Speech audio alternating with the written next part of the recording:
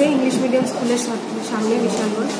তো পেশেন্টটা পায়ে ব্যথা পেয়েছে, ফ্র্যাকচার আছে। এখন পেশেন্টটাকে রেফার করা হয়েছে জিবিতে। পেশেন্টের নাম টাম জানা গিয়েছে? হ্যাঁ, পেশেন্টের নাম সঞ্জিত দাস, বাড়ি হচ্ছে এসডি অফিস।